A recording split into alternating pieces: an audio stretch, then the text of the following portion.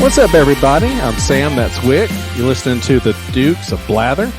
It's an opportunity for two Generation Xers to get together and try to understand the ever-changing world around us. We talk about everything from pop culture to politics. But don't forget that our show's been brought to you by Invictus Clinic in Woodstock, Georgia. They offer hope to patients with major depressive disorders, postpartum depression, bipolar depression, OCD, PTSD, and severe anxiety. Severe depression takes a high toll on your life. Ketamine therapy offers a chance to find hope again. Many patients have tried numerous oral medications but have found little to no relief, as well as difficult to tolerate side effects. Ketamine treatment is highly effective and safe. It's time to get off harmful medications and start living again. If you're in pain, get help from the Invictus Clinic in Woodstock, Georgia. Get more information on this treatment and if it's right for you at 770-850-1042. Wick, how are you doing, sir? I'm damn decent, sir. You're always damn decent. I feel great, man. The holidays are coming up. I took the week off for the holidays, man. You're taking the whole week off? Taking the whole entire week off. Good for you. You. Me Good a little nervous because I'm going to be in the house. Usually I run away while my wife's doing all this stuff and dealing with the kids, and now I'll be here. And now it's, what can we do with the kids? And it's like, I don't want to do anything. I just want to stay at home. I never get there, but I'm sure we'll get busy. But, it's the last minute shopping. Everything's going on, man. The holidays are really flying as fast as possible right now. Mm-hmm. And fantasy football is wrapping up. Yeah, I took a bath. Did you? I have too. I'm still alive in two. No, and I lost one last week. I flatlined. Well, this is not a sports show, but I want to tell people that I lost one of my fantasy football playoffs, which is big money, because the quarterback had to go poop. That was one of the great moments in NFL history. Yeah. So I lost by 0.50. I lost by half a point in the playoffs last week because Lamar Jackson. I didn't watch the game. I didn't watch the game because I'm like, you know what? I'm not going to. I had some bowel issues. Yeah, I'm not going to curse myself. I'm going to stay away from this game. I'm not going to watch it. It was like a Monday night game. So I'm not going to watch it. I'm just going to ignore it. So, and I was losing bad, dude. I was losing by like 30 or 40 points. I'm not going to pay attention. I'm just going to move on. I'm going to live life and I'll check in on it. So I'm checking in on it. Lamar Jackson's doing amazing.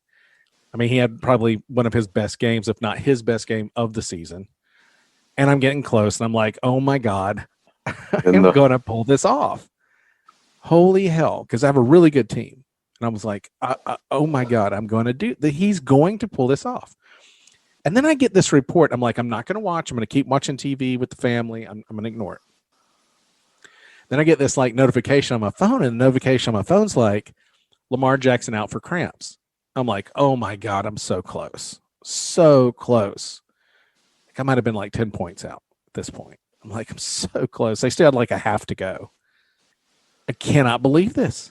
I cannot believe this. Lo and behold, a couple minutes later, Lamar Jackson's back. Running for touchdowns, throwing for touchdowns, going nuts. I'm like, I'm going to win this thing. This is insane. I can't believe this. Well, we fall short because Baltimore, who he plays for, ends up winning, and so they take a knee. I mean, one more pass. I'm good. That's it. Maybe 5, maybe 20 more yards. Or for him to run like a 30-yard run or something like that. Lo and behold, the next day, I'm like, man, that sucks. I'm angry deep down. It's boiling over. But it is what it is, right? I mean, I lost, no big deal. It's just a game. Who cares? Until I see on Twitter that Lamar Jackson's cramping, quote unquote, and somebody put the little stinky poop things on there. I'm like, wait a minute, what? They have video of Lamar Jackson jogging, fast walking, jogging, and pushing a dude out of his way. Did you see this? Yes. He's fast jog walking, and he gets up to the locker room. He's shoving people out of the way. And I'm like, wait a minute. He was about, not many people know this. He was about to mess himself. I suffer from the IBS. I've got the irritable bowel syndrome. Oh, it's no joke, man. I know that walk. I have shoved many of people. I've shoved my own children out of the way. Okay. I've parked in a handicapped spot and ran in as fast as I could. Like, I've had moments where I said, am I going to have to stop and go into like a vacant subdivision where they're building homes and just see if I can find a porta-john? It's serious business. It is very. I know what Lamar Jackson was going through. And at that moment, all my anger let go. I was like, I can't. He had the dookies. He had the dookie walk. Buddy, he was like, I'm cramping. I thought they had bathrooms down there. I guess they don't. But which begs the question, why don't they? They should have a porta toilet right there. They will now. But I mean, like, it was a type of thing where. Put it in the tent. They filmed this poor dude like run into the bathroom in the locker room. They're like, there goes Lamar Jackson suffering from cramps. This dude's jogging. Like everybody knows when you see like cramps on like the football field, they're laying down and they're stretching them out and they're working them out. They're trying to get that thing work. This dude was hauling ass trying to get to the bathroom. And I was like, you know what? I've been there, pal. I don't care if I lost. I feel you. And then he came out claiming that's not what was going on. But my man, I know that walk. Just cop to it, man. Like nobody cares. Everybody. I know the poop jog. Yeah, I know probably exactly what it looks like, and that's what that was. That dude pushed somebody out of the way at the door. Somebody out the door as he's walking in up into the locker room. Somebody's coming out, and he's like, "Get out of the way, it's coming." And he's like, "Oh, I got some IV." And then when he came back, he played like a rock star. It's like all that pressure was off him. You know what I mean? He had. Oh man! Oh, you shouldn't have Ty Curry before a game. Oh my God, dude! I mean, and just to kind of play that whole like, oh man, it was that I was really cramping. Like, no, you weren't, man. I just saying. Yeah. Just say, man, I had to poop, man. You know what I mean? Like, I appreciate that way more than. There's anything every one of us on earth can relate to. It is, man, and people get weird about talking about it. That's why I think it's kind of funny that I'm always very open about it because here's the thing: I got to be open about it. If it hits me at the wrong moment with the wrong people, I got to say, hey, I got to. Yeah. I'm getting nervous. I'm getting the nervous poops. I got to go. But so that happened. That happened, and. Just I don't know, man. Getting ready for Christmas. Everybody, we're doing last minute shopping and all that. And something else I saw. Do you like The Rock? Are you a big Rock guy? Dwayne Johnson? Yeah. AKA. I'm not a big Rock fan. I mean, you're not like a big fan of his. I'm not ambivalent. You like him, but you don't like him. You don't hate him. You don't love him. You don't hate him. Exactly. Well, I follow him on Instagram, and I don't even rarely post on Instagram. I'm just on there to really peep on everybody else. I am a true internet stalker. I mean, I really do. If you're a friend of mine, I've been through every one of your pictures. I've been through every one of your Instagram pictures out of complete boredom because I have IBS. I have a lot of time on my hands, so I pretty much just look at everybody's Instagram. I've seen everybody's pictures. But I follow Rock, and man, I got to put a message out to Rock. I think everybody needs to do this on social media. I think we need to come together and ask Rock to stop using steroids, because I implore anyone, I beg anyone to go on Instagram and follow The Rock or go look at his pictures. Is it out of control? It's out of control because of his eating.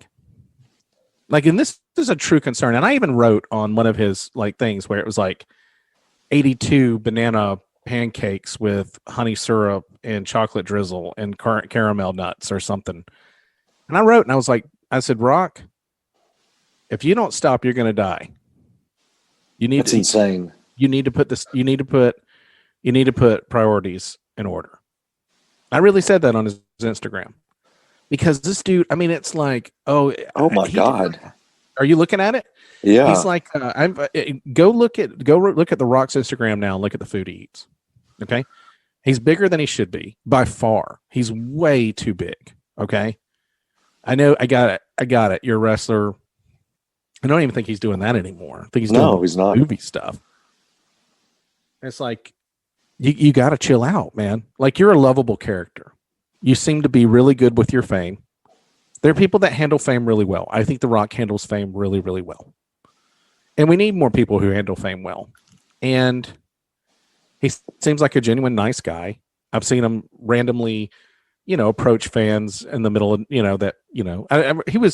he had a thing where he filmed himself driving down the road, and there's a guy that he drove it past who was jogging, and he had his window down, and the guy jogged past him, he was like, Rock. So he turned on his camera, went back and talked to the guy, like did a U-turn, turned on his phone camera, and videotaped him chatting with the guy. Like, hey, it's The Rock here with, what's your name? Like he just seems like he's a genuine good dude. Yeah. Okay. And I don't want genuine good people to leave the planet too soon.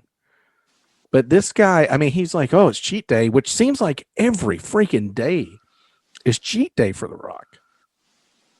And it's like 3 cheese pizzas. And it's like, dude, your heart's probably the size of a boulder, and it is working so hard to keep up with what your body has done. Well, and if he's indeed using steroids, my God, if he's indeed using, my man, look at how big he is.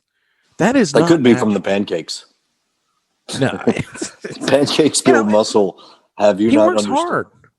He works hard. Listen, I know a little bit about steroids, as you can obviously see. But in my youth, I knew a little bit about steroids. I won't confirm or deny things. But I knew people who took them and stuff. And you have to work really hard to get big. It doesn't happen just because you put a needle in your No, you have to work out a lot. It's a really hard. You have to work really hard. Steroids are for people. As far as your looks. Steroids are for people who put in a lot of work at the workout. They really, really, really have this certain thing about the way they look. And it's very, very important to them. And they need something to make the work look more impressive than it probably does naturally. Yeah, you reach a plateau. Normally. You reach a plateau. Right? And you go, you know what? You get obsessed with how you look. That's one thing I've noticed. And I get it. You take it. But there's a point now where how old's The Rock now? The Rock is has to be 50 at least. 48 years old. Yeah. You're in the danger zone. You're in the danger zone. And you're not using that stuff under anybody's physician care. There's no physician alive with a decent medical degree that's letting you get that big on that, taking that many steroids. In Hollywood? Yes, yeah. There is. Okay, there's not a good physician that cares about you. Yeah. Well, good is the operative word, right? Right. So there's probably people that are getting it for him. I seriously doubt that there's a doctor that's overseeing it. I mean, really, a good doctor. And this dude is like cheat day. Cheat day is on The Rock's Instagram. It's every other day. 82, double walnut chocolate chip cookies that are the size of my head. And you're like, and I get that you have to eat to maintain that size, but just stop being that size. You're still going to be a big dude. But I think social media needs to come together and save The Rock. I have to think of a hashtag or something, but we got to save The Rock because this dude's out of control. He's straight up out of control. Especially at 48 years old. 48 years old. You don't need to. You don't need to be doing that stuff, man. And I'm really, really worried that he's gonna die. I truly am. And he really needs to take it serious. He's got kids. I know he's got a daughter. He's got to take it serious. Rock, I'm trying to save your life. I mean, you want to call into the program and talk about it? Yeah, come on the show. Let's talk about it. You try to prove to me you're not on steroids, because we all know you are. Because he's just super huge. He's ridiculous. He's absolutely ridiculous, and he's not wrestling anymore that I know of. I get that you're doing the action movies, but you're just too big, man. You know what I mean? And even Arnold Schwarzenegger had to stop at some point. But anyway, especially if he's going to run for president and all that stuff. He can't. Why can't he? Constitutionally forbidden. He wasn't born here. The Rock wasn't born in America? Oh, I thought you were talking about Schwarzenegger. Oh, no. The Rock, man. The Rock. You know, because they were talking about him running on the Republican ticket. I don't think you can play in the CFL and run for president. Yeah, you know, he wanted to run for president on the Republican ticket, but he endorsed Biden, which I thought was a little strange for how Republicans and Democrats are running situations right now. You know? I didn't realize that. Mm-hmm. Yeah. So anyway, let's save the Rock. It's like save the clock tower. Let's save the Rock. Big deal. Other things too, man. Everybody's watching Christmas movies. Are you guys big Christmas movie watchers in your house? Every year I make a concerted effort to watch the greatest Christmas film of all time, which is It's a Wonderful Life. Oh, I think my wife likes Miracle on 34th Street. That's a good one. Yeah, that's a good one. Something about It's a Wonderful Life just it gets me right here. I think a lot of people that watch It's a Wonderful Life, I love Jimmy Stewart. Just love Jimmy Stewart. Well, I think a lot of people look at it as a reset where they kind of realize what's important. It's a movie about kind of what's important, right? It is, and I mean, just from a film lover's point of view, it's a kind of groundbreaking for its time. Yeah, and the story behind it of Jimmy Stewart went to World War II. You know, he flew bomber missions, came back from the war, and didn't really want to go back to acting. And that was the project that got him back in. I think he made it. He was a full bird colonel, and then he went back to. Once the war was over, Hollywood wanted him to resume his career, and he didn't really. I think he had a little PTSD from the war, and It's a Wonderful Life that brought him back into the fold. Very interesting. No, I didn't know that he had done any of that. But you know, a lot of people like Christmas Vacation. Great, you know. You know what I mean? And Elf. My wife's a real big Elf freak. But anyway, yeah. So, yeah, we're doing that. My kids kind of are in and out of good Christmas movies right now. My wife likes Elf a lot. What do you like? I'm just nothing. I'm not a holiday movie guy, and here's why. I kind of pinpoint explosions. No explosion, no nudity, no language. Of course, you know, we've got to talk about, you know, Die Hard and all that stuff going on with it. But I'm really weird about watching movies multiple times. I like to watch a movie once and then maybe revisit it years down the road. And when I mean years down the road, yeah, once a year is a little too often, I think. It's too often. Yeah. And then people start quoting it, and then everybody's trying to act in on it, and you know, especially Christmas Vacation. No offense. It's so funny though. It is funny, but it was so much funnier the first time I saw it. And then I just don't think it's as funny that, you know, every year, like we got to watch it. They're like, I think a lot of sap, little full, a lot of sap, lot hooter. I mean, hotter than they are. You know, it's one of those things where I think people quote it. Merry Christmas, shitter's full. Everybody quotes it so much, and I think that's kind of started from A Christmas Story, where we live. There's a lot of people from around the world that are listening to us, but TBS. Here locally, I mean, they used to play Christmas Story from Thanksgiving night all the way through Christmas, like for a full month every night. But everybody gets TBS now. Okay, all across the country. So a lot of people, it's probably the only reason people know that movie, really, as well as they do. I don't think it was a big hit when it came out. No, it wasn't. And here's some trivia for you. That killed it for me. Do you know who was originally offered the part of the father? I don't. Jack Nicholson. Really? Yeah, that would have been a very different movie. Yeah, it would have been. Yeah. But yeah, I think with that being on repeat, it made me kind of maybe desensitized from movies frequently, especially holiday movies. I think it kind of got me where I was like, I don't want to do this every single year. And some people can Yeah, do that. I love that movie, but now every time I don't stop and watch it on TBS anymore. No, I absolutely run from it. I run from it when I see it's on. I'm like, I'm done. I won't even like entertain it because it's on so much throughout my childhood that I'm like, I'm so sick of seeing it. And so for me, I just don't watch movies. I don't have like a particularly favorite movie that I just watch all the time. I have favorite movies, but I will see them years, but maybe rewatch it when it's on TV and I catch it. But I Is there rarely any movie that I'll do that with. that you'll, no matter what you're doing or how long it's been since you've viewed it, that you'll stop you in your tracks and you'll watch it? So my wife will laugh about this. The only movie that I would probably do that with is probably a sports movie, maybe like Varsity Blues, Tin Cup. Yeah, Varsity Blues, Tin Cup, Friday Night The Natural. Lights. No, I hate baseball. The Natural's terrible. Is it really? I've never. Oh God, I hate that. I have a passion for hating that movie. It's so implausible.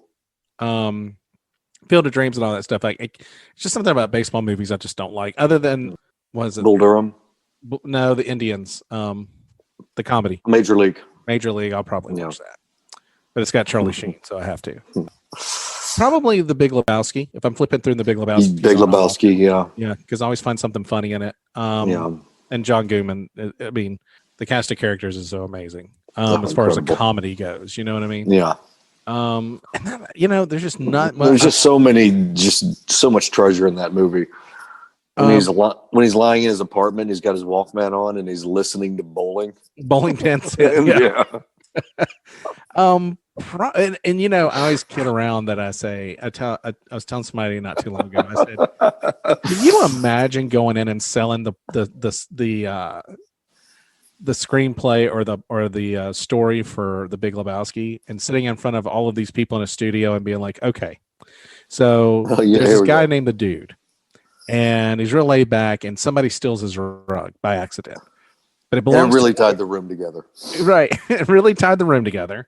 And there's another Lebowski that's rich, and it's his rug they were trying to steal. Like, how do you explain that plot? Like, how did that movie? It's the Coen brothers. The Coen brothers. The movie studios were just like, yeah, okay, whatever. Just let them do whatever. Just let them do whatever. Yeah. The brilliance of the writing of that, but I mean, it's got to be so hard to sell that. And probably one I will stop and watch is, and I'm sure there'll be others, but Outlaw Josie Wells. If that's on, I watch it. Great movie. Something about spaghetti westerns get me, man. It's just something about them. I love Eastwood. I love that era and that time of western movies. I just really enjoy. So probably Outlaw Josie Wells. I always stop and watch it. My wife will say, "Oh, do we have to watch this?" And I'll have to change it. But no, I pretty much don't do that. But a lot of people, and I want to get your opinion on this. They did a poll, 1,500 U.S. adults. That's 1,500 for you guys keeping count. And 44% say Die Hard is not a Christmas movie. 34% believe that it is. And if you exclude the 13% of Americans who have never seen the movie, the lead for not a Christmas movie increases to 51% to 39%. I think there's a little bit of a pretentious thing when we talk about whether Die Hard's a Christmas movie. Do you get that vibe, or are you full bore? This is a Christmas movie, and you don't mind telling everybody? I don't care. But don't you think it's a little bit of a guy thing where you're like, yeah, man, Die Hard. It's just a guy thing. It's a guy thing. Guy thing to say. And yeah, it happens at Christmas. You know what? I'm not a fan of Die Hard. Oh, really? I like Alan Rickman in it, but not a Bruce Willis guy. No. I think it's kind of well known now. Bruce Willis is a butthole. Oh yeah, yeah. So I've reached the age where I'm just like, I don't want to give somebody my time and maybe my money.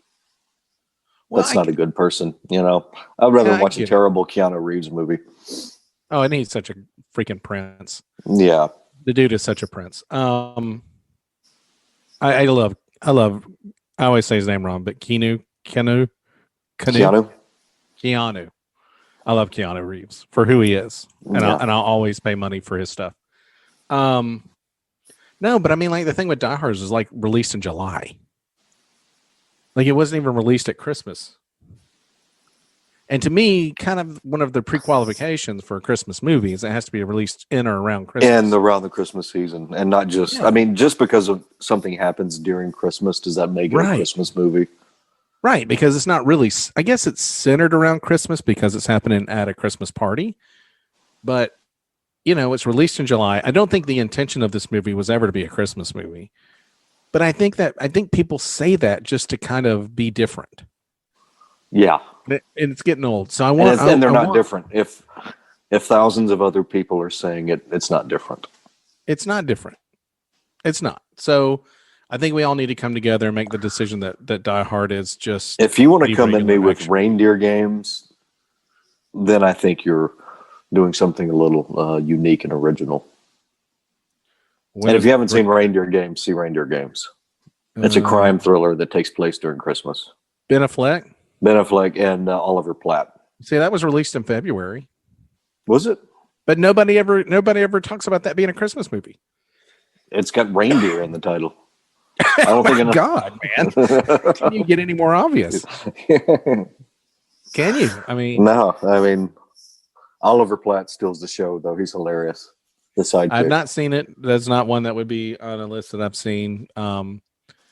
But I'll check it out. But yeah, I think it's weird that so many people can consider that, and it's just guys. It's guys trying to be different in front of other people.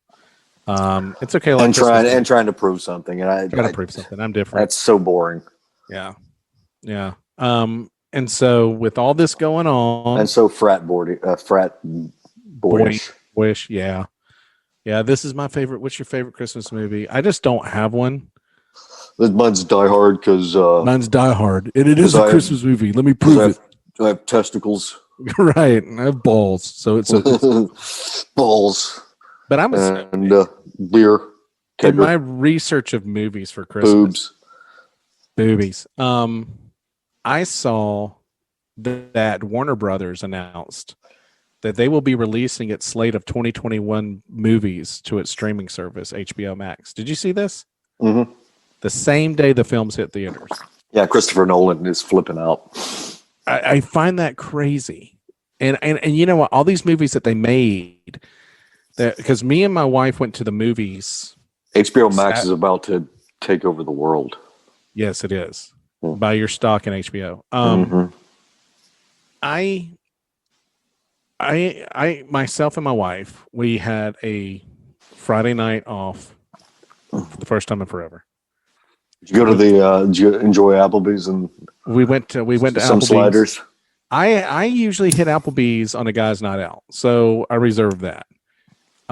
We hit a great TGI Fridays. No, actually went to a Japanese place. It was very good. Good for you. And went to the movies. I was like, "Do you want to go?" And she was like, "Yeah, of course, your mask required." And I said, even if we go, there was nothing playing. I said, even if we go, it's probably not going to be enough people to worry about because there's so many people that are not going anymore that probably it'll be only like 3 or 4 couples that are going to be in there anyway. Excuse me, which was the case. I mean, we got there and there was like nobody there. And we saw Fatal, Fatale, Fatale. I think it's Russian. It was a Russian movie. No, I'm just kidding. But it was a movie about, it was actually pretty good. It was a suspense twist mystery type of thing. Had Hilary Swank in it, which was very mannish. She's very mannish. It's very hard. Are you a Hilary Swank guy? No, but Hilary Swank is a guy. I mean, hands like a man. No. I mean, it's rough. I mean, I can see. I mean, she's good. She's a good actress. She's a good actress. Yeah, she was good really actor, rather. But we saw that gender specific. Right. It's 2020. We accept her the way she is. And look, I kind of missed the theaters. My wife, I said, "Do you want to go?" And she was like, "Yeah, I kind of miss going." And so we did. There was, like I said, there was nothing there. There might have been, and there was a lot of like movies that were like Christmas holiday movies that they were playing just to see if they get people in the door. But like I think Grinch and Christmas Vacation or something.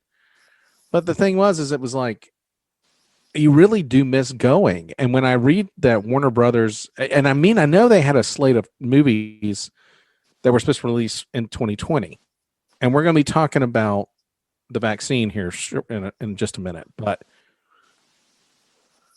we've got all this stuff going on. I know that things aren't going to change immediately, but around the corner of things kind of starting to even it out again. Hopefully the economy comes back. Hopefully people go back to going out to eat, hopefully saving some industries a little bit at a time wherever we can. And I just find it amazing that I guess really you have these 2020 release movies.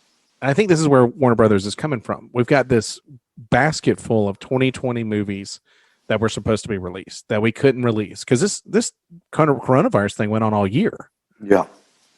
And I think now they're saying, let's just take the 2020 movies, let's move them back to a 2021 release date, and let's put them on our streaming service so that we can maximize our financial potential out of them while this thing starts to die down. And then we can take them out of the theaters quicker and start pushing our 2021 movies in. Is that something that they would be doing in your opinion, or is this just going to be the new phase of how movies are released? Are we going to see? I don't think they know. I mean, it was kind of trending in that direction before COVID.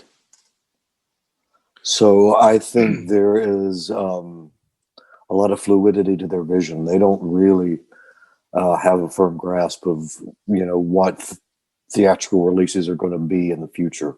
Well, my question would be like, do you save any money by going straight to streaming and charging $4 versus sending it to a theater and charging $12? And isn't this really telling everybody movie tickets are really marked up in the first place? They are very marked up, and the theaters keep very little of that money. Yeah. Very little. They make all their money on concessions. That's why it's so, the prices are so bloated. But it's kind of like gas stations. Gas stations make pennies off of a gallon. I think what you're going to see is movies may shrink a little bit. I think they won't be so big in the future. They won't be so effects heavy. Really? Which is probably a good thing. Well, I mean, they take so much money to make, and then, I mean, if you have a $300 million movie to make, you're spending, $300 million on production and $300 million in advertising. Yeah. I mean, so you got to break $600 million just to see a profit. And do you have to do much advertising when it's on a streaming service? Because most of the time, like we've talked about streaming on the show, it's pretty much a good backbone. The advertising will be built in. Yeah, because I mean, like people who pay for HBO Max, I'm one of them. We'll go on HBO Max, and we'll see it listed, and we'll probably see. Go ahead. I'm sorry. No, we'll see it listed there. We'll and we're not going to be. I mean, if it's going to be on HBO Max, it's going to be for free. It's going to be part of the $12 you're paying for HBO. Yeah, the prices for that will probably, I would imagine, will go up. You'll probably see pop-up advertisements like YouTube has. Yeah. Hopefully not within the programming, but maybe as like a banner. Well, it's funny because I was thinking about canceling my HBO Max. Don't. No, not now. I mean, they came out initially, and I was impressed with just the backlog of films they have. They just beat the snot out of Netflix. Well, and HBO now has Friends, and my wife being a fanatic, I mean, we can't get rid of it. But one of the reasons why I can't get rid of HBO right now is because I've actually sat down and watched The Sopranos and binged it. Did you? And so I'm almost done with it. I did that about 2 years ago, I think. A little overrated? It's tough to say because it was it really kicked open the door for that kind of narrative where every episode wasn't standalone like the X-Files. Right. There's no monster of the week, and I guess that kind of kicked off a lot of things like Breaking Bad and whatnot. I don't know. Like I remember a lot of friends really watching The Sopranos and being into it. I mean, it's a good show. Is it It's great? good. I don't know that it's great though, because it's always listed as one of the greatest binge shows. I don't know that I buy that. I tried that in The Wire and Mad Men. I couldn't watch The Wire and I couldn't watch Mad Men. I went a season in both, and I asked my friends that were big fans. I'm like, does it get That's better? what I did. And they're like, it's gonna. I'm like, This is it. You know what's okay. better than The Wire? I'll tell you right now. I'm going to give you a heads up. If you haven't seen this show, you're gonna love me for this. Have you ever watched The Shield? No, but I've always wanted to. Oh my God, phenomenal! The Shield is phenomenal, and I hear it often. It was compared. right there at the same time too. Yeah, it's often compared to The Wire, and I did The Shield first. I watched like 2 episodes of The Wire, and I was like, dude, I don't know what it is about this show. I can't get into it. And so I was reading an article. Nobody told me about The Shield. I was reading an article. It's like, it was something about The Shield and how amazing it was. And I was like, really? Like, okay. I'm not big on cop shows. I feel like a big cop out right now when you're looking at new shows is somebody's an FBI agent, somebody's a detective. It's the same narrative over and over again. It's like somebody, or either a hospital documentary, or and if it's an assassin, I just tap out. But it's always like FBI agent Mark, Davidson is, and it's like, God dang, man, is everybody a FBI agent or a detective? But no, The Shield is phenomenal because it's just about dirty cops that are in a group covering their tracks. It's about Rampart, isn't it? What's that? It's about Rampart, isn't it? Rampart. What's that? It's a division in the LAPD. Yeah, probably. Yeah, like gang activity, all that stuff. Yeah. It's amazing. The Shield is great. It is really great. And I would, dude, if you can find it, I mean, if you get the FX app, it's on there. I would highly recommend The Shield. But no, I kind of feel like The Sopranos is a little bit overrated. I kind of expected a more like, 70s style mafia type of thing where a lot of cars were exploding, and there's a lot of people that die. Yeah, here we are with explosions again. A lot of people that die in it, sure, but it Tony Soprano takes on this like part where you're almost like sorry for him, and I think it kind of takes the tone away from like this vicious mob boss to this guy you kind of have a hard time disliking because he loves animals, and it's just not Geese. What you expect. Yeah. And he's perfect for the role, but at the same time, the edge of the character seems to disappear. And maybe that's the whole point of the show. Maybe the whole point is for you to kind of fall in love with him a little bit, but no. So I guess I'm gonna have to hold on to HBO Max. I find that right now with Disney and The Mandalorian is really good, and I'm not a Star Wars guy, but I seem to like their original content. Yeah, I've heard that it's the best thing they've done since the original Star Wars. Dude, Mandalorian it's Jon Favreau. And there's something about what Jon Favreau does I love. I don't know what it is. Ever since Swingers, I've always liked Jon Favreau. Iron Man, yeah. Iron Man, he was phenomenal with Iron Man. Mm-hmm. So, I just like everything he does. In fact, he did Elf and all that. I saw this today when Emily was watching Elf, my wife, that he was the director of the Elf. And I was like, oh my God, dude, this guy's, and I looked up his net worth. It was like 100 million. And I was like, how in the world is he just worth 100 million? He should be worth, 500 million with these projects he takes on. They don't, unless he's just like, dude, listen, I just like making movies. I don't care what I make. I mean, which is I think after a certain amount of money, after 10 million, you care, really. Yeah. I think he's one of those people that just likes making movies, honestly.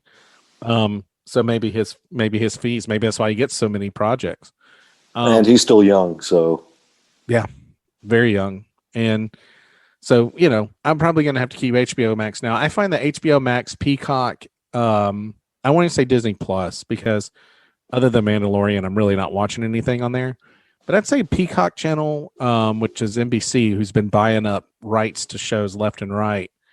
And The Office is fixing to go over there, I think. So HBO Max, Peacock, and pretty much Netflix isn't even my bag anymore, man. Probably Hulu, HBO Max, and Peacock have just about everything I could want. So yeah, I'm probably not getting, but I just thought that was interesting that they were doing that. And because we're talking about movies, movie theaters being closed down and nobody being there, we got this news with the vaccine, man. And I don't know. I was kind of going to hit you up and ask you, are you going to get it? What do you think of it? Is it too soon for you? Is it too late? Do you want to wait? What are you going to do about the vaccine? I'll get it. You'll be in line. I'll be in line for it. Now, I think somebody had reported that was going to be a $2,500 shot, but it's not. It's like a $4 shot. Yeah, it's not it's going to be free to most people. And I'm really undecided. Like I get it. They're like, hey, look, we can't do this without it being safe. We've got all these safety precautions we go through.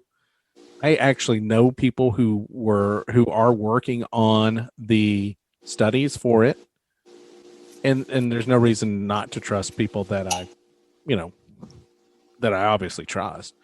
But I just feel like with anything, like whether it's a new electronic, you want to wait until the bugs are worked out. I wait until the bugs are worked out. I'll let other people take it and go blind and then be like, okay, well, it's not my time yet. I'll wait it out. But I think I think it's going to be really interesting how they kind of send this stuff out, because we're around the corner of it happening. Mm-hmm. It's happening now. It's happening now, and people are getting the shot. And my wife being a teacher, I asked her, I said, are you going to get it? She said, I don't know. I don't know. I don't know if they're going to make us. Because they're, they're around a lot of the danger too. Yeah. But I really don't know how I feel about it. I think it's been hyper politicized. Obviously, I just can't, there wasn't this much chatter about any of the flu shots. No, but flu's way down. Flu, yeah, it's weird, isn't it? Knock on down. Well, that's because people aren't going out as much. Well, you're covering your mouth with a mask. You're hitting your hands with sanitizer. This is a lesson for everyone to learn. Yeah, this is what you should be doing all the time. You can control the cold and flu season. You can control it. And I'm not objecting to say, hey, look, when October comes around, November comes around, let's live like this from November to like January. It's cold outside anyway. Wrap a scarf around your mouth when you go around people. I may not give up the mask in flu season. Yeah, let's go to wearing masks the flu season. What if we can reduce the flu by 50% just by wearing masks? There's something to be learned here. I know that there's anti-maskers, and I get you, I hear you, but what if this can do wonders for people not having to get the flu shot? And I don't listen. I don't know. I know that there are people that are anti-vaxxers, and I'm not one of those. I have a child that has high functioning autism, so for me, I get the concern that there's something that has happened with vaccines with certain people. I can't say that it's what happened to my child. I can say this, and I will honestly say this, as we're talking about vaccinations. There was a time, and I beg all people who have children to just do this, because I don't know if it's the moment. I can't say that vaccines gave my child autism. I can't say that. Again, he's very mild. But I will say that there was a point where he had to get 3 shots at once for vaccinations. I don't know what they were. I don't remember what they were. I remember he was little. He was a baby. And we got a little behind because we were both working full-time jobs. My wife was working in Alpharetta and driving up there every day. And we just got behind on maybe like 1 cycle. So he goes in. I don't know if she took him in. It was so long ago, Wick. I don't know if she took him in for his shots or that he wasn't feeling well and they decided to give him the shots. I want to say that he was fine. And she said, you know what? He's got to go in for his checkup. I'm going to go and get. They talked her into getting like 3 or 4 shots for him. And that night we got him home, and he got a little ill. And he was running a fever, and he didn't feel well. And he was very, very whiny. His fever was probably 101, 102. Nothing to be too concerned about, but concerning. And years. It's because he got them all at once, wasn't it? Yeah, and listen. I'm not saying that that's what caused it. I don't really truly believe it, but I will always, as we have learned on this show, I will always leave the door open for possibilities. It's possible that getting them, spread out is not a problem, but getting them in a group is something that could harm your child. I'm not going to put that out in the universe, but I there's no reason not to be precautious. Listen, if you're going and you're getting the shots and they want to give them 3 shots, just say, you know what, which one do we need to do right now? I'll bring them back in a couple of weeks. But it's not going to hurt anything. But I just know that when my son got a bunch at one time, he did not feel well. And they do say that's normal, of course. But I remember taking him outside, and it was a little cool outside, probably 60s. And he was really hot. And I took him outside, and I remember praying over him. I did. I was like, listen, you can do it. You can do me a solid here. You let me know what I can do in return if you'll just help him. And I remember his temperature did drop after that. I'm not saying this is just, we've talked about, I have my own personal views, but I remember his temperature did drop and he began to stop being so whiny and he was fine. And he was fine after that. But there was just this moment where years later down the road, and I'm thinking about, especially as people at that time, vaccinations weren't a big deal as far as in the autism discussion. This probably would have been 2012. I mean, I'm sure it was something people were talking about, but it wasn't all over the place and websites and things like that. And years down the road, as people are talking about, I'm like, there was that weird time where my son did get a bunch of his vaccinations at one time, and he did not feel well. And he never reacted that way with any other vaccinations he ever got, flu shots, anything. So I understand a lot of the concern that people have for a vaccine that is not been used in a wide variety yet. And so for me, going through that, I'm a little bit more nervous about taking the shot. Not because I think there's a government conspiracy. Let's make that It's clear. the microchip. You don't want to get chipped. It could be. Of course, they could do that in flu shots too. Or they can just give you a cell phone. Yeah, that'll do it. Especially when they say this 5G is going to melt your brain. But I just remember that moment and looking back on it, and for me, maybe it was meditation, maybe it was timing, maybe it was just the power of the universe, maybe it was nature. I don't know. I just know that I prayed over the kid and he got better, and I was thankful for that. It's one of those arrows I keep in my quiver when I think about my own personal faith and whatnot. It's just one of those things that happened for me. And we can, we won't debate whether or not scientifically this is what was supposed to happen in that moment or whatever. But it did happen. But it did completely worry me years later that, oh my gosh, when he got those vaccinations, he did act strange. And he was out of his element a little bit. He was a little wanky. He was acting like a very strange, different kid after those shots. So for me, something like this, 50% of the people that they polled said they were going to get the vaccine, 50% said they weren't. This is going to be a very divisive decision for a lot of people, especially if they decide that they're going to try to start forcing people to take it. Like if you work in certain industries, you're going to have to get the vaccine. Yeah, I don't think the government is going to intervene, but of course they could put pressure on industries. Sure.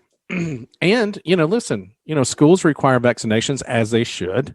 Yeah. I am a believer in that, despite the fact that my kid, listen, there might be people out there that are anti-vaxxers, saying, well, now that you know that about your kid, I have a younger child and he got his vaccinations.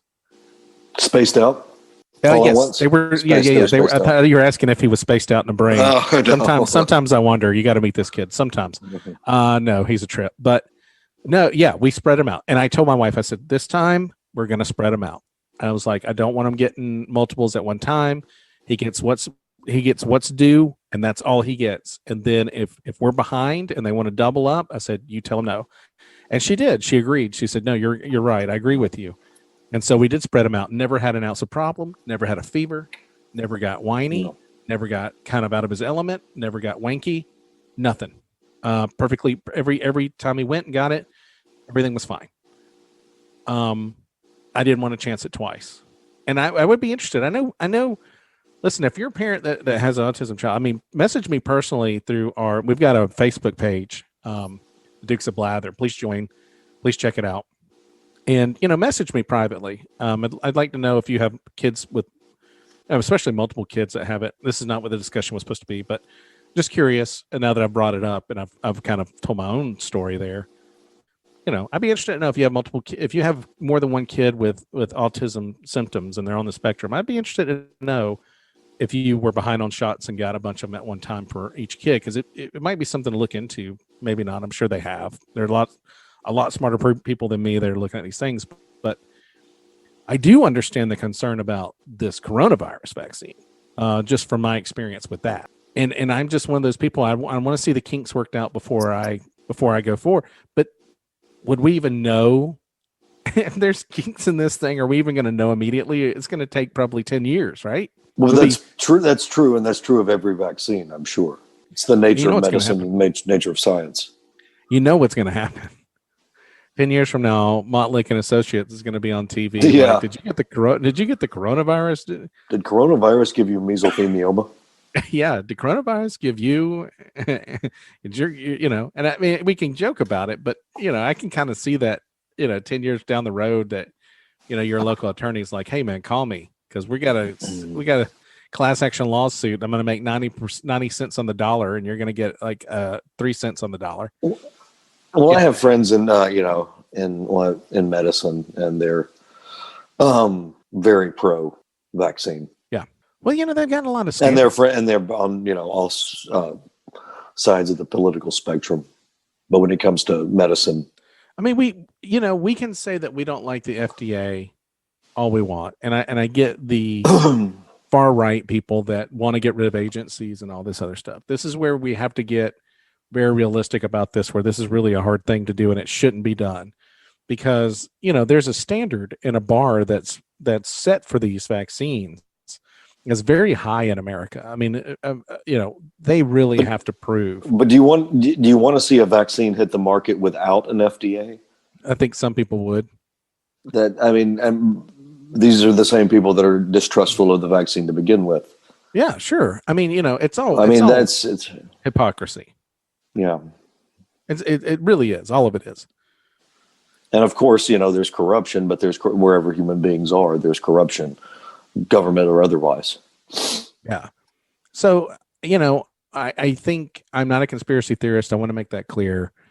If my son, who I'm very, very fortunate, I mean, me and my wife talk about it all the time. He's mildly autistic, which means that, he has moments where you try to get his attention and he's kind of like, he doesn't want to give you attention. Some of it's hard-headedness. It's really hard to know where it begins and where it ends, to be honest with you. Sometimes he's just really hard-headed. And it's just who he is. Yeah. Yeah. It's just, I wonder sometimes if it's just how he is. I think he actually has what they call sensory. I think he has sensory issues more than he really has autism. But anyway, that's for another discussion. But would I rather him be at risk for scarlet, like red pox or plague or, all these other? No, of course not. So I'm not an anti-vaxxer.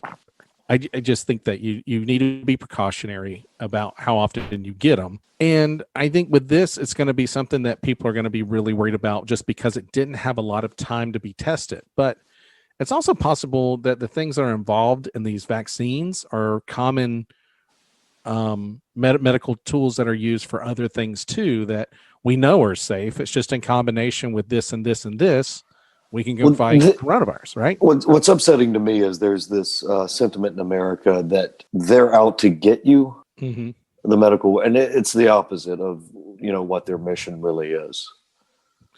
Yeah, not as an industry. They are there. I mean, their whole lives are dedicated to the preservation and lengthening of human life, and it's upsetting to me that people have contempt for that. Well, it's fun to be a conspiracist, right? It is. It's fun.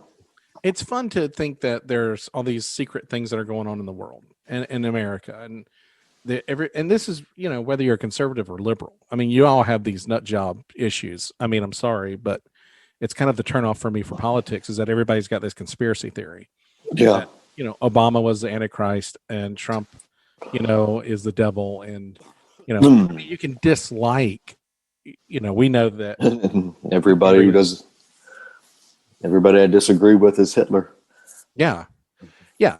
And in some cases you might be right, but we move on. I think we're starting to almost see a new form of government developing in front of us now, after this election, with a lot of changes, maybe good, maybe bad. We don't know. Just like when Trump won, we're going to see changes, might be good, might be bad. And just like when every president has been elected. Sure. In 10 years, we'll look back and go, hey, you know what? It wasn't that bad. Or, man, it was way worse than I thought. You know what I mean? And I think we do that all the time. And I think you're right. I don't think that anybody's out there trying to do serious harm. I think a lot of times with these things, everybody has their best intentions. It's like I say about Bush. George Herbert, is it HW? Was it W or HW? Right. The second. I'm assuming the most recent. The most recent was W. Yeah. Everybody. There was a huge group of people that just hated the guy, and now that they've seen him as an ex-president, they're like, you know what? I kind of like him because he's, do you think that's human nature? Because now we have nostalgia. I think nostalgia arises because we know how everything turned out. Well, he's an interesting subject because to me, I think at first when 9/11 happened, everybody was like on his side. Everybody he had the highest approval rating in the modern presidency. Everybody loved him when 9/11 happened because it was Iraq. Iraq's what divided everything. Listen, he stood strong in a tough time. And I think as the war went on and as the weapons of mass destruction were not found and as they trust Russia and Russia lied and big surprise, and this is the place where you need it. And I think ultimately removing Saddam Hussein gave us the problems that we had later on down the road. And it's a ball that keeps on bouncing. Yeah. Yeah, I mean, you got to have the word. Listen, in those situations in the Middle East, you've got to have a bigger bully than everybody else. And Saddam Hussein was that bigger bully. He had money, he had weapons, and he kind of kept everybody at bay, right? And you remove the bully out of the yard, then everybody wants to be the next bully. And I think that was going on for a long time during the Bush administration and afterwards. Mm-hmm. But I think now when people I thought one of the most enjoyable things was watching him at Trump's inauguration. You could watch him and enjoy him in the way that he behaved and how funny he was and how warm he was to people around him, how his goal was to make people comfortable, hug on them, laugh. He just seems like the kind of person that has this amazing positive energy. And I think over time, people just said, you know what? I like this guy. And then they would see him with Clinton. And then they would see how warm he was with people that, with Michelle Obama. They say him and Michelle Obama are like best friends. Just the But this is true. Don't you think this is true of all ex-presidents? We'll find out. Because we're about to have one. Maybe. But, I don't know. I think the division of Obama is still pretty intense. Well, but you look at Clinton. You look at, of course, we can't. Herbert Walker Bush. Of course, we can't look at Reagan, but Carter. I mean, is there anybody that doesn't say Jimmy Carter is a sterling human being? Right. Maybe not the best president. Maybe not, but underrated, I think. And as we look back, I think he was terrible. But I think he did get those hostages out. Did he? Yeah, he did. Yeah, that was all him. And they refused to release them until Reagan was inaugurated. I disagree. But he was working. See, this is a testament to his character. He was working to get them out after he had lost the election. I completely understand that. That's a testament to character. There's nothing I question about Jimmy Carter's character. Let me get that clear. But I think Reagan pushed this. I think when Reagan said, "You don't release them, we're gonna put a missile through you," I think that pretty much solved that.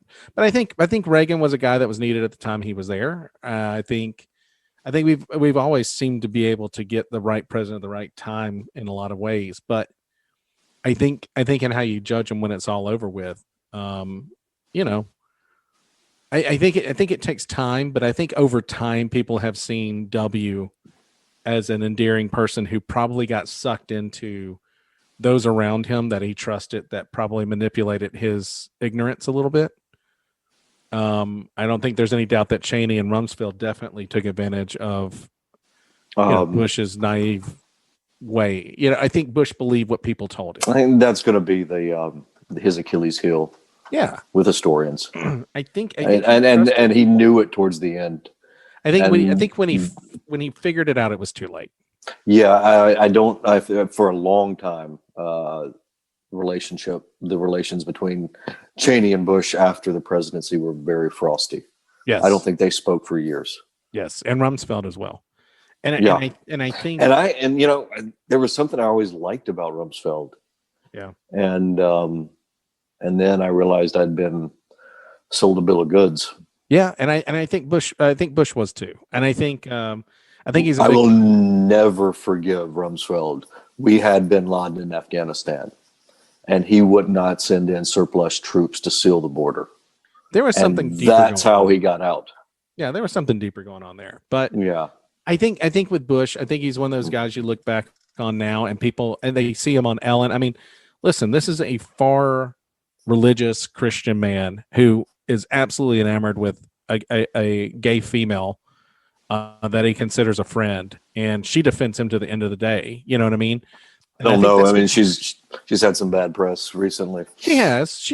But I mean, outside of that, before all this, I mean, he got plastered for being at I think a baseball game. She was a guest of his, and they were having fun and cutting up, and I think he got some heat from Christian people that were like, listen, he doesn't care.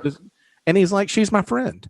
And I think that's an amazing testament to who Isn't he that is. What Jesus would do? Right. I mean, God, is it really that hard? And then she goes on and she defends him, and he just seems to be an endearing person now that he's out of the presidency. And I don't know, we'll learn about all these things over time. This coronavirus situation, we'll judge it in 10 years. This coronavirus vaccine, we'll judge it 10 years from now. We'll get some time behind us. I don't even think it's time to really judge Obama's administration quite yet. I think you need to have time for that before you start saying that all these things happen because of him. I think you should give them 2 true election cycles after they're done to really look back. You give them 8 years and say, okay, now let's look back and see how this looked. And we'll do this with the coronavirus. We'll do this with the vaccine, and we'll know. But I think there's a lot of people that are just so afraid that either this is a conspiracy situation or that it's being rushed out too quickly. And I get that. Being rushed out too quickly is a valid argument, but it's absolutely conspiracy. And listen, as we I have no time for conspiracy theories anymore. People's lives are at stake now. Oh, I do. I'm okay with them. Send them my way. But and some of them I'll probably be like, listen, we've talked about how I believe just about anything somebody will tell me. But at the same time, I mean, we'll look back on this coronavirus and we'll look at Trump and we'll say, this was pushed for, his reelection purposes or whatever. I mean, we'll look back on it.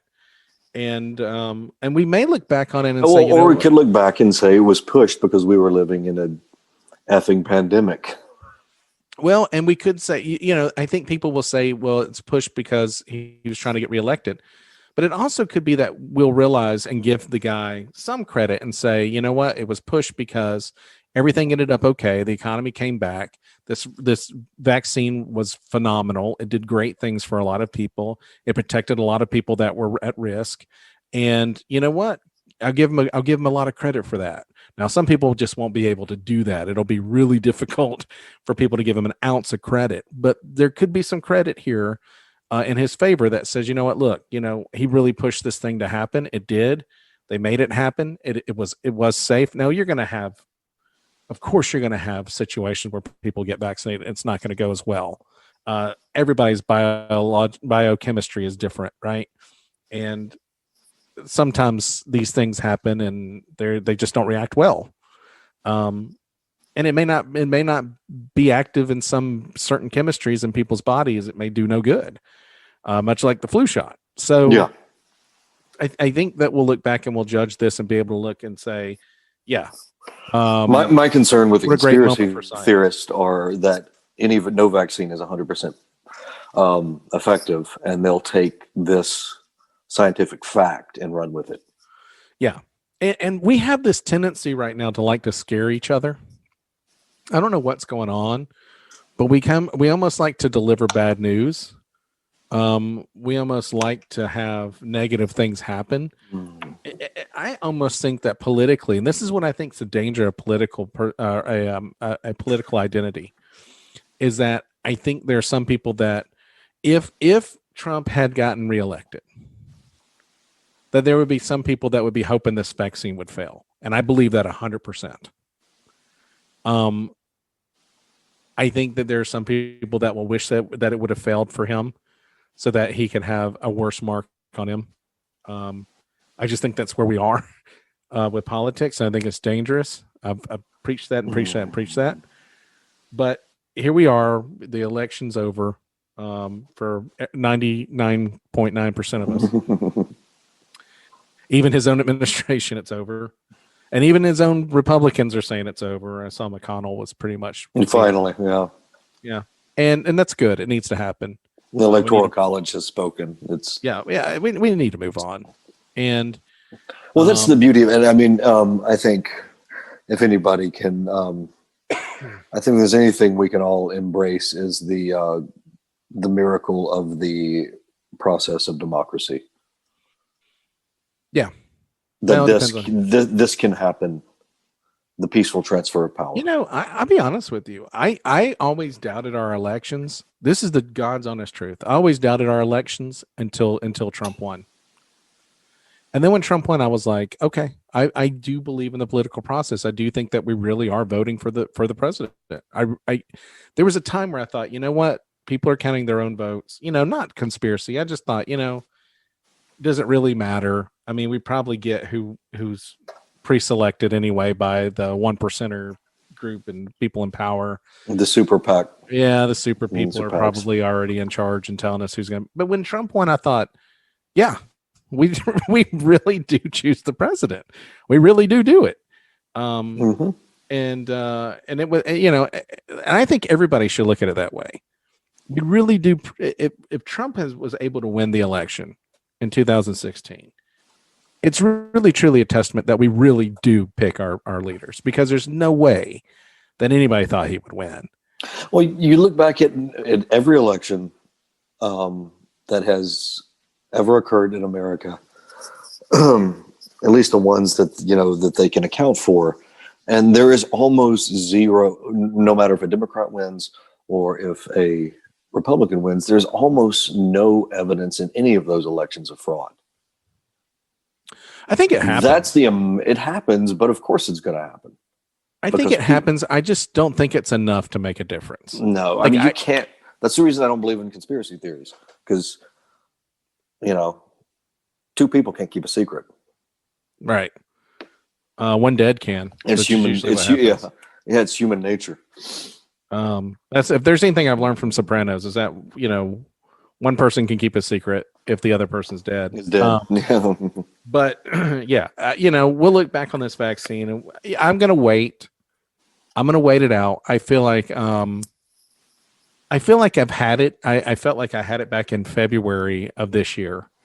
I'm almost certain I had it in February of this year. We probably talked about it on another show, but it was this cough, slight headache, but it never turned into a cold. And I felt pressure in my chest. I remember laying there one night. This was in February again, before really anything broke loose on it. I remember sitting in bed and I was breathing. And I was like, it's really difficult to breathe. Like, not where I thought I was going to die, but just where I was like, you know what, I'm just, I'm going to take shallow breaths. And then I fell asleep and it didn't matter. And I slept through the night, and everything. But I went through about a 2-week period of just having these cold symptoms that never really fully bloomed into a cold. And a lot of it was just junk in my lungs where, I was coughing a lot and, trying to free up a little extra air. If I took a really deep breath, it felt like it was compacted in my chest. It wasn't much long after that. Yeah, it wasn't much longer after that my wife got sick, and she didn't get seriously ill, but she went to the doctor and it was an upper respiratory infection, which is what everybody was diagnosed with back then before we knew. And so I think we had it, maybe a mild case of it. And I'm not saying I can fight it off and I'm superhuman, but I do see the survival rate, and I do see that most people do not deal with serious symptoms. We do have to note that. I mean, we do have 350 million people in this country. You are going to have a large number of people who are going to get sick, like really sick. But for the majority of people, it's not going to affect them that way. And I feel like I've already been through it. I feel very confident I've already been through it. And so now I'm like, you know what? I think I'm going to wait on this vaccination. Now, I do think that if you're older, and you got nothing going on anyway, yeah. I'm just kidding. I'm kidding. You get it. If you're a high risk person, get it. But I think the majority of us that probably feel like that we've either dealt with it before and nothing happened, or we had it and nothing really happened. Maybe we were tested positive. I mean, we're seeing that in the NFL left and right. People being tested positive, and a week later they're playing football. So we've got to understand that there's a good majority. We know that there's a majority of people that will not be affected heavily. Well, is it any wonder that we have the vaccine after Nick Saban got it? Right. They just took his blood. Yeah, we're all getting Saban. We're all going to be. This is how we all become superhuman. Yeah, because Nick Saban was fine 2 days later. Yeah, we're all going to be far more effective people. We'll probably not be very nice, but we will get shit done. Well, we know. Listen, we know Trump had it, and he recovered quickly, and I think Pence has had it. We've seen people that we're knowing people now that have had it and be able to recover. I think that reduces the fear. So I don't know. I think we will see a small amount of people that will get the vaccine, because I think at this point people have seen enough of healthy people. It's like a roulette, man. It's like roulette. You just don't know which if you get it, if you're going to be the really sick person or if you're going to be the healthy person. And the majority, thank goodness, will be healthy through it and not have any issues. And some people won't even know they have it. So I think the vaccine will not see I don't think you'll see a ton of people running out to get it. And I'll be curious to know if a lot of people run out to get the flu shot, because right now, I was looking in Michigan. Michigan said that they had the lowest, and I knock on wood, but Michigan apparently has the lowest flu season they've ever had in their history, because everybody's wearing masks and nobody's going out and everybody's using hand sanitizer. I think if you continue to live those rules, and you continue to be precautionary, and you take it serious, and you go, you know what, I've got to wear a mask where they want me to, and not try to make it. And don't think please don't think you're the exception. Right.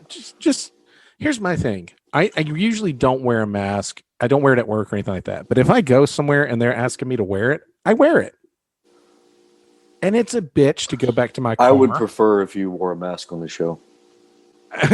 Yeah. I probably should. But it's a bitch to walk back to the car and get it. You know what I mean? Like, I've left my mask in my car. I think that's a lot of the bitching and moaning, is that people leave their mask in their car and then they get it to like the Publix or whatever, and they're like, God dang it, I got to go back and get that freaking mask. I'm an anti-masker now. Yeah, I'm an anti-masker now. I'm not wearing that. Screw that. But I'll go back to my car and I'll grab it, and it's a bitch. I hate it, but I'll go back and I'll get my mask and I'll put it on. And I'll go where we wore them at the movie theater, no problem. I asked my wife to bring in her sanitizer and put it in her purse, and we used it, if we went to the bathroom, whatever. So, you've just got to be really precautionary, but it'll be interesting to see because they say it's not going to be an immediate turnaround, but it'll be interesting to see how much cases drop. And it'll be interesting to see how many people actually go out and get this thing. But I don't think I'm going to be first in line. I think I'm going to give it a couple of months just to see. Because if something goes wrong, you're going to hear it first thing. Yeah. Well, you're already hearing it. Yeah. I mean, there's going to be allergic reactions. Sure. People's arms are going to fall off. People are going to get gangrene. They're going to get gangrene, and then you're going to turn heroin addicts overnight because they love the shot. No, I think I've got to wait. I just want to wait. And just kind of see. I don't know if my wife will be required to get one working in the school system. I'm almost going to bet that it's going to be a requirement. So that'll be interesting. I would almost guarantee it. But you know what? I mean, she has asthma, and you know what? I'm it's what kind of thing we talked about today was like, listen, you might be a great candidate for this because you have asthma. That's one of the worst things you can have in this situation. Although we feel like she's had it before, it could have been a different strand. Maybe it was COVID-17, and she hadn't hit 19 yet. And maybe 19 will be the thing they'll put in the hospital. It might be good for her to get this. So we'll see. We'll see what happens as it comes out. But this is going to be an interesting thing to see how many people really rush out to get it, or if they kind of wait and see. I think there's going to be a lot of wait and see on this thing. I'm sure there will be. One thing I wanted to add to this show is a dance number right now. And I know there was something that you wanted to talk about. It's Jake Paul, right? Jake Paul, right? Yeah. I want to do a best week, worst week. I want to give the best week to Jake Paul, because I think Jake Paul's having an incredible week. And you'll disagree with that, but for those that don't know, because I'm going to give you the worst week, and worst week, you're not going to deny this one. But best week, I had between Jake Paul and Tom Cruise, because Tom Cruise had that rant on a movie site. I don't know if you've heard about this. Yes, I've heard it. Which I'm like, all power to you, man. I think it's the best week for him because he's saying, I'm torn. Really? Yeah, because people inside ex-Scientologists are saying this is exactly their MO. They take an issue that makes them seem virtuous and become tyrannical about. I think that's just him. It's also, I mean, that whole franchise is on his shoulders. Right. So he's under enormous strain. Yeah, I mean, he's basically taken the risk for this whole thing. And honestly, if I'm going to take a risk, it's probably not going to be for Mission Impossible, because that series of movies is god awful. I'm sorry. I don't think the Mission Impossibles are good. No. Okay. The rubber mask and all this, it's just stupid. I get that it's the relation and it's a TV show and all that, but I just think that there's an unrealistic, thing to Mission Impossible that I just can't get on board with. Anyway.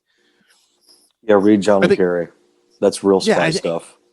Yeah, I think it's just way too impossible. And I get it, Mission Impossible. I get it. I saw what you did there, but it just seems so stupid to me. I watched the first one. I was like, I'll never watch another one of that series again. But I get it. People like it, but I kind of think the whole thing, listen, this is people's families are at stake in this movie. My ass is on the line. And you guys, all I ask is that you basically wear a mask, and you can't even freaking do that. And, you're putting the whole thing at risk to being shut down. I kind of think he had the best week, man, because I think a lot of people kind of said, yeah, hell yeah. Man. Yeah. Like, you're basically got this all in your back, and you're standing up for yourself, and you're not letting people run over it and be like, whatever they want to do, they can do. And he's like, no, like this thing is my livelihood, and it's livelihood. What do you say? This industry or this job's putting people's kids through college. Yeah. I mean, and people don't really appreciate the enormity of the industry. Right. And how many jobs are interlinked. And I mean, I think it's still our number one export. Yeah. I get that the whole everybody ties Scientology to anything that Tom Cruise does. And I understand why, but I think this is a good week. I think this is a good week for Tom Cruise to come out and be exposed that way, because I think people need to hear somebody take charge and say, look, this is a big deal. there's millions of dollars on the line right now, and there's people that are getting a paycheck from this. And if you get us shut down, that's going to ruin everything. And I think he's right. Now the other thing is, I think Jake Paul's having a great week because he's calling out Conor McGregor. And if people don't know, Jake Paul is a YouTuber. Yeah. And my God, I gotta say, now his brother Logan is worth a lot more. Now, do you watch Jake Paul? No. Okay. Do you watch his brother? No. I don't watch any. The only vlogger I've ever really kept up with is Casey Neistat. All right. So Jake Paul's net worth in 2020 is 17 million. Logan, I believe his brother is worth a lot more. Now, these are YouTubers who put videos on YouTube and get popular. I know there's some people. Now, his brother's worth 19 million. I thought he was worth a lot more. I would have thought he's worth more because he's the biggest. Yeah, I never watched these YouTubers. However, if I could, dude, people are like, what if you could go back in time? What be would a you YouTuber? change? I would be a YouTuber. There is a guy who does video gaming. Okay, he's an awesome guy. He actually lives in Kennesaw. But there's this guy named Rad Brad. And Rad Brad does video games. Like he basically commented and filmed himself playing video games. And from that, he got followers, and from YouTube's payment situation, which I hope would happen for us one day, throw some money their way because of advertising. He has a yearly income. This Rad Brad guy who does video gaming has a yearly estimated income of $137. They don't know exactly how much he makes. He makes somewhere between $140,000 a year to $1.38 million a year. And I think they said he has 2.3. Back in 2014, he had 2.3 million subscribers, 750 million views. His net worth right now is $12 million for playing video games. But the flip side of that is there's 1.7 million gamers that stream their gaming that don't make a cent. That's true. Now, and have you seen this on Facebook? The YouTubers that play the trucking game? Yes, I've actually been completely enthralled by that. Now, do they just drive? They drive to fake spots and drop off materials, and it's on Facebook. And I dare not click on it because I'm not going to be one of the people viewing. But by God, will I sit there for 30 minutes and watch these guys drive a big rig and deliver a fake computerized big rig? It's everywhere. Every time I'm on Facebook, I see one of these guys. Now I wanted to say something real quick. This estimate for Rad Brad was in 2014. At the point that they were making, this, somewhere between, let's say he's making $500,000 a year. Okay. This was when he had 2.3 million subscribers. As it stands right now, that was 2.3 million in 2014. And he's probably making, I'm going to cut the middle. I'm going to say 500,000 a year. He now has 12.3 million. So he's set for life. He's set for life. He's set for life. So these YouTubers like Jake Paul and Logan Paul doesn't even have to touch the principal. No. I mean, good for him too. I mean, you know what?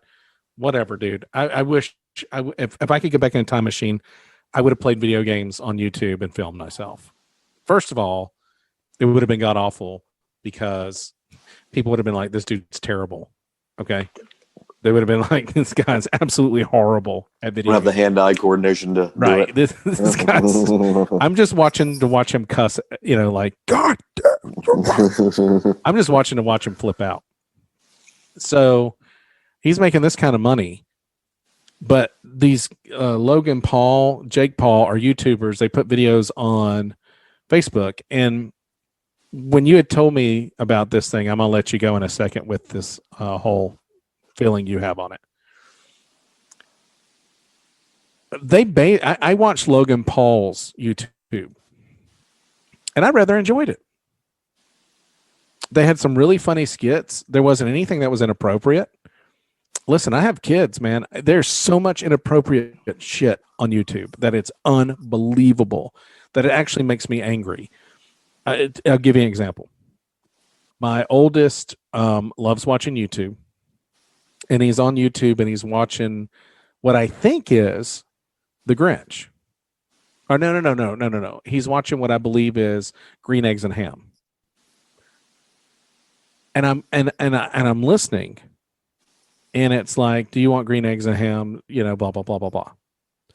Finally, the main character says, "Get the fuck away from me," and it went straight up my spine. And I thought, what are you watching? And it was some kind of Funny or Die skit where they went through Green Eggs and Ham, the pictures from the book, read it, and the whole idea is that the guy that's being bugged by the Green Eggs and Ham guy finally flips out and tells him to get the fuck away from him. And this is repeated over and over again. And it's part of the children's part of YouTube because they think it's Green Eggs and Ham. Because it fits into their algorithm. Dude, if I could have gotten my hands on the people that put that video together, I would have gone to jail that day because my kid starts repeating it. And it's funny now, but at the moment, it's YouTube's fault. You're so angry, and I can't block it. I can't figure out how to get it. I mean, we have gone through everything to try to. Finally, he stopped watching it. I mean, we blocked it and erased it so much from his history and everything that it's finally just moved on. But that was a real fight for us. So I watched Logan Paul, and I'm like, okay, so I'm going to probably get something I hate. It's going to be some kind of poo-poo humor, something. It's going to be sexually suggestive. It was hilarious. He actually has a really funny, like. I mean, I didn't watch everything, but from what I saw, he was actually comedically pretty well written as far as comedy. Yeah. You know, and he's got like this little friend who's like, I would say, a little person that lives with him, and they make these skits, and they're actually really, really funny. And I saw no harm in anything he was doing. I mean, some stuff was, you know, but overall, I'm like, you know what? I can see why people like watching him. I get it. So to get to that point, him and his brother have made millions of dollars off of YouTube and people following them. So they've recently got into what, Wick? Well, they've decided to get into boxing. And have probably called on some very well, who people. was it? He was the undercard in the Tyson Roy George Jr. Tyson fight. Yep. And fought which former NBA guard? Oh God. But he won. He did win. And he had some chops. But now he's challenged Conor McGregor. Let's talk about that for a second, because which is a different animal. Absolutely. And we talked about that a little bit, and I said, hold on, this is an elite athlete. Whether or not you think that beating up an NFL player at the apex of his conditioning is a big deal or not, it most certainly is. If you're a YouTuber, it most certainly is, because despite the fact whether or not the guy could box or whatever, he's still an elite athlete with an elite conditioning. But boxing's different. Boxing is there's a lot more craft to it than people appreciate, I think. There is, but I don't know that the Paul kids are any more trained than that guy was. Yeah, you know. Well, the difference is Conor McGregor is trained. Exactly, and you know what? I saw the Conor McGregor Mayweather, yeah, and I thought McGregor did fine. I mean, that's what worries me about him fighting Jake Paul, or doesn't worry me. I mean, if you can stand in a ring with Floyd Mayweather, yeah, I think. Listen, I think the biggest thing about boxing, and it's not very far from MMA, except for the fact that, I mean, you're talking 3 rounds of 3 minutes. But it's a lot different. The conditioning. The conditioning is different. Yeah. You have to be in better condition, I would imagine, to box than MMA.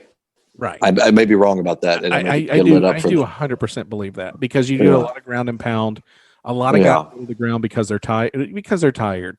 Mm-hmm. It's an opportunity to kind of refuel yourself a little bit. Now, no, I'm going to get all these messages about how I'm fat and I don't know what I'm doing, blah, blah, blah, blah, blah. And you take me down, and I would guess.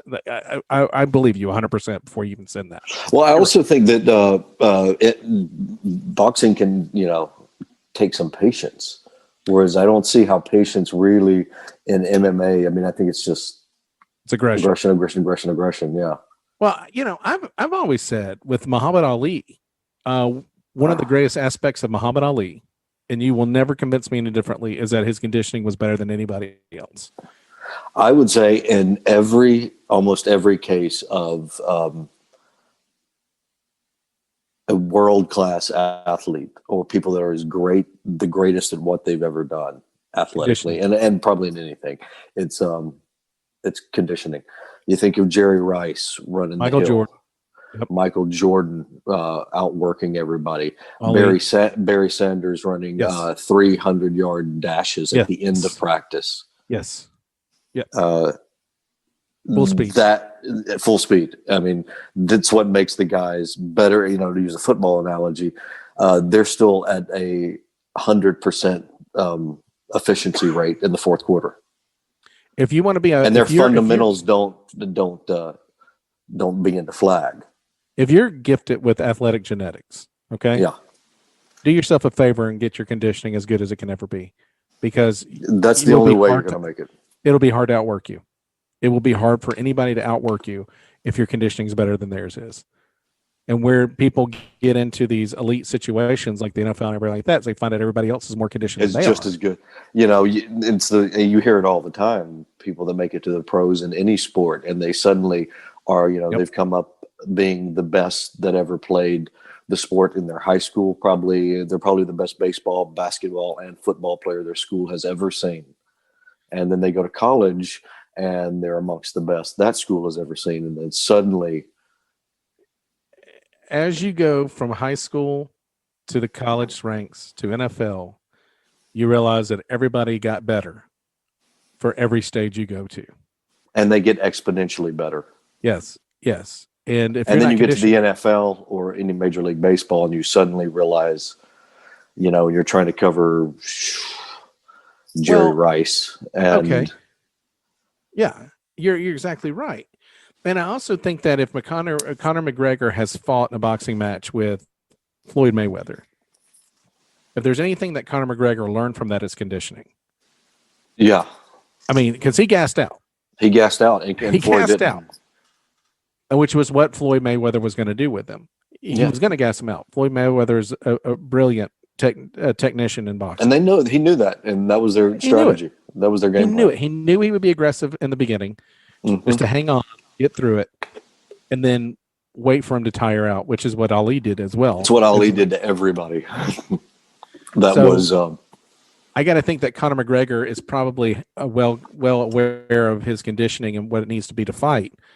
But here we are with Jake Paul. But is he going to have the wanting to fight? Is he going to attack it with the intensity a professional athlete would? Jake Paul? Exactly. I heard that he unfollowed everyone but Conor McGregor's fiance, which I think is hilarious. I think Jake Paul's pretty funny. You got to give it to trolling. I mean, I think he's going to be excellent at trolling. Do we know if Conor McGregor has accepted that fight? I have not heard anything about that.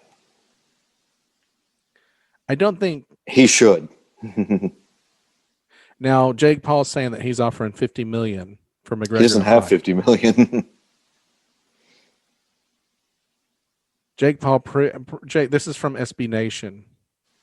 The first thing that came up, I just saw that, has proof of the $50 million. Okay, so the YouTube turned boxer is still angling to fight Conor McGregor, and he says that a billionaire real estate person is backing the $50 million. That could very well be true. Could very well be true. My question is, why does he got to pay Conor McGregor $50 million? Well, that's just a pot, right? I don't know, because I think you have to assume that that's what you're going to make on buys for the pay-per-view. For the pay-per-view, yeah. Yeah, because you're going to almost have to. And Conor McGregor has not accepted it, which I think is a little strange. I think because Conor McGregor is probably the greatest troll of the UFC, right? I mean, that's kind of his thing. As far as I know, yeah, I'm not a big UFC guy, but I don't watch it. I know who these guys are. yeah, But I think that's kind of like his thing too. I think he's probably not gonna take it because I think he recognizes a good troll, and I think he's like, you know what? The more if I'm trolling me, or he's trying to up the pot. possibly, or he's saying, you know what? If I'm trolling me, the one thing that would make me the most mangry is if I ignore Mangry. mangry. Now, the thing that would make me the most furious is if I ignore myself. And I think that's what he's doing. I think he's saying, if I mouth off back, I'm giving him exactly what he wants. Because I think people who troll like that do have a different mental mentality for emotional expense and what they spend it on. And I think Conor McGregor is probably smart enough to be like, you know what? I know exactly what you want because it's what I would want, and I'm not going to give it to you. So I don't know if this fight's ever going to take place, really. But I think Jake Paul's having a great week because, if anything, he's gaining people's attention. He's given himself an opportunity that if he's serious about fighting, that calling out Conor McGregor is going to get somebody who will step up in that place and say, I'll fight. Yeah. And it's going to be somebody that's probably as leveled as he should fight Tyson. Who would want to fight Tyson, dude? Even at this level. I wouldn't want to fight. I mean, you even saw Roy. Did you see the interview after the fight with Roy Jones Jr.? I did not. He was just like, he could tell he was like, I thank God I didn't get just pummeled into jelly. Who? Rojo? Yeah. Jones Jr. Yeah. Yeah. Well, I mean, he had no business being in that. Neither. I mean, two weight classes. I mean, it was kind of stupid anyway, and nobody was going to win. But now they're talking about Evander too. Evander sounds like he's got scrambled eggs for brains. It's time to. Yeah. So Logan Paul, will box. His brother Logan, who's the bigger of the two, I think, will fight. Okay. Floyd Mayweather Jr. announced Sunday he will return to the ring in a super exhibition. That's the key. Against YouTuber Logan Paul. The match scheduled now for February 20th of 2021. The bout will be available pay-per-view. According to the event's website, the first 1 million purchases will cost $24.99. It will increase after that to $39.99. The threshold is reached on December 29th. The price jumps to $60. Or you can wait an hour after the fight and just watch it on YouTube. And then to $70 on February 11th. The announcement comes 1 week after Paul's brother Jake Paul knocked out former NBA player Nate Robinson. Logan Paul has fought before. He fought twice with a vlogger, big deal, and a rapper, big deal. With the first bout ending in a draw, and a second with the rapper beat Logan Paul. Well, he's not very good and he's a quit. Yeah. Mayweather, who is undefeated in his career at 50-0, probably sees this as a money opportunity, right? Yeah. I mean, Floyd Mayweather knows money. He knows money. He knows how to make money. He knows how to generate money. That's all this is about. I would not pay for that pay-per-view, especially if Logan Paul lost to a rapper. And he's going to try to fight. Yeah. It's not going to work out well. Forget it. But they're probably going to, you know what they're going to do? They're going to spar. Mm-hmm. Nobody's going to knock out anybody else. That's the game. They're going to spar. They're going to pit-pat each other back and forth. Because Mayweather, we all know, is a defensive technician. He's not really an aggressive boxer. I'll just go on YouTube and watch Ali fight Foreman. I'll just hear about it like 3 months after it happens because I'll forget. Yeah, exactly. Because I'll be watching Ali. I'll go down an Ali rabbit hole on YouTube and be there for 2 weeks. Yeah. Watch every fight fight he ever had. But listen, Jake Paul, great week, man. And right now, he's out trolling Conor McGregor. He's got $50 million backing him. Conor McGregor's letting him talk about his fiance. He's not giving him any reaction.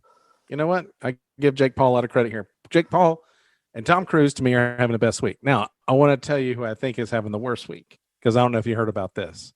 But former members of TLC confirmed a long-held suspicion today that their 1999 hit single "No Scrubs" was written about no one other than Full House cast member Dave Coulier, Uncle Joey from the show Full House.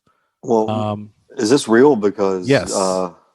Alanis Morissette's big hit was Yes. So Blue Cantrell, a singer, revealed that "Hit 'Em Up Style" was also written about Coulier. Coulier? I think it's Dave Coulier. Fellow Full House alum Bob Saget confirmed Collier's predicament and his issue for musical women. He says, quote, "I tried to tell him he should probably stop dating musicians, but he wouldn't listen," said Saget. "I mean, there's already one immortal song dedicated to calling you a piece of shit, so maybe you should cut your losses. I never understood why he's always been eager to take credit for You Ought to Know. Like, buddy, did you even listen to the lyrics?" Yeah. So now No Scrubs is about guys who hang out the pasture side of their best friend's ride, trying to holler at them. Okay, so that is where this song is absolutely originated from. Dave Coulier and Uncle Jesse, John Stamos, rode by the members of TLC in a parking lot, and Dave Coulier stuck his head out trying to get their numbers. And that is where No Scrubs came from. Dave Coulier is having the worst week ever. That's pretty bad. But I mean, like, how bad is life for Dave? How bad Well, is he life doesn't- for Dave Coulier? Oh, he's probably living pretty large on those residual checks. Did they bring him back to the remake? I think they did, didn't they? I don't know. Was he in the original? His net worth right now, $5 million. Yeah, he didn't care. Well, that's not a lot of money in California, is it? That's enough money anywhere, I think. Is it really? $5 million. I mean, here in California, like, people have $3 million houses. Yeah, but think about the compound interest on $5 million over time. Well, you got to be really, really smart too, though. I mean, you have to start. Well, you just have to not be stupid, really. You just put it in a Roth IRA. But it never seemed like he was that funny anyway. And he, like, No, Bob Saget, on the other hand, is hilarious. I saw the roast of his where they roasted him. That was pretty funny. Yeah. But yeah, like, he was in Fuller House, the Full House, Fuller House, all that good stuff. And this guy just can't catch a break because it seems like women just can't stand him. Is he married now? Yes, he married a woman in 2014. I guess he's put all this behind him. But I mean, it's pretty bad when everybody's telling you, people are writing songs about your behavior. You know, it's like he's just like on the cusp of Harvey Weinstein, you know? He's the next one to go down. Right. It's like he's just waiting for that one to happen. But yeah, worst week ever. I'm glad I'm not Dave Coulier. I don't care if he's worth $5 million. It's not worth having everybody pretty much tell you what a piece of crap you are all the time. And people now telling you that songs they wrote about, you 20 years ago. Well, you have a good point, because he could have $5 million and not have this reputation. Mm-hmm. He would still have $5 million. It's like, what would you rather have, money or fame? Money, always money. Fame, money, always money. I think we're going to wrap it up. Wick, is there anything you wanted to finish up on or anything?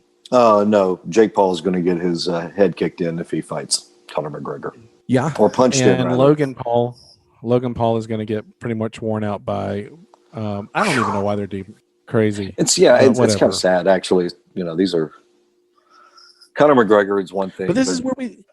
Floyd Mayweather's a This boxer. is where we live, right? I mean, this is the world we live in right now, where this will probably make millions of dollars. It will absolutely. I just keep hoping. Certainly make. Yeah, it will, and I just keep hoping boxing goes back to a golden age. But it's never going to happen. We live in a world where YouTubers are making millions of dollars, and they're boxing real legit athletes, and we have girl kickers at Vanderbilt that are kicking field goals right now. Mm-hmm. It's a really hard world to live in right now, to understand it. It's very confusing for us. All right. Let's do the goodbye. And then everybody, we appreciate you listening. Thanks for listening, y'all.